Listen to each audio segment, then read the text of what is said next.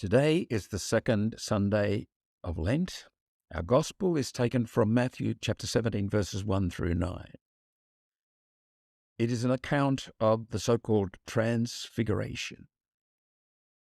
Luke and Mark also have accounts of this same event. St. Peter, in his second letter, refers to it in his first chapter of that letter. We don't really know what happened. We have the details, for example, in today's Gospel. They actually don't tell us much.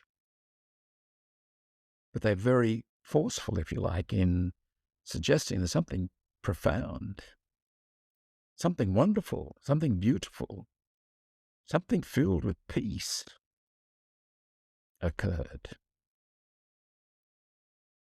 It impressed itself deeply on their memories,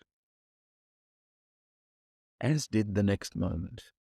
The Transfiguration is, if you like, a pivotal moment in the Gospels, the Synoptic Gospels. Jesus, when the disciples come to, raise their eyes and look. The Greek word is monos. Jesus is there alone. I would suggest that the word monos in this context has a sense of foreboding about it. It's ominous. Jesus must enter into his aloneness, his loneliness. He must make the journey to Jerusalem. No one else can do it for him. He must go to the cross. No one else can do it for him. And so he says to the disciples, please don't speak about this until the Son of Man is risen from the dead.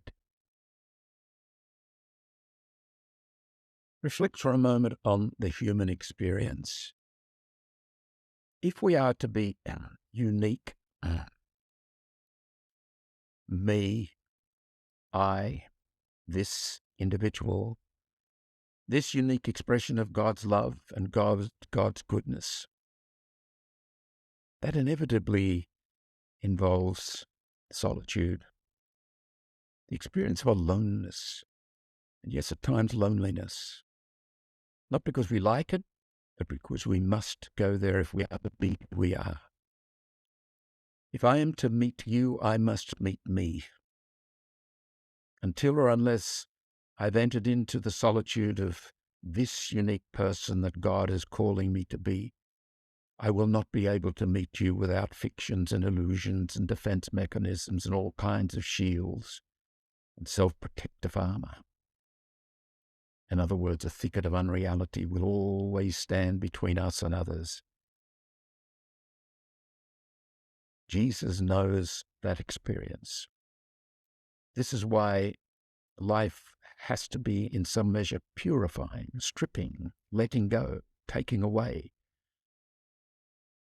so that we learn to live, to embrace, to face, to submit to this experience of being this person, alone and lonely.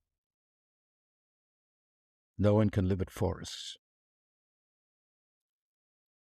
I would suggest our culture explicitly and implicitly offers myriad escape routes from this. I think we're dreadfully fearful of being alone.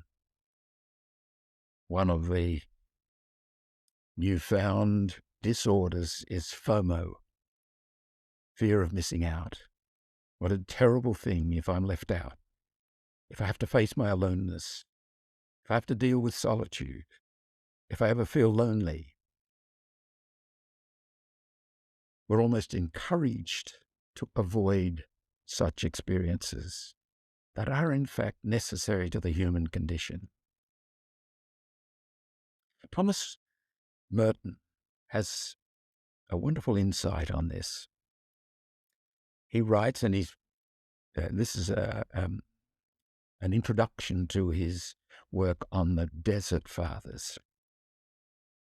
What can we gain by sailing to the moon if we're not able to cross the abyss that separates us from ourselves?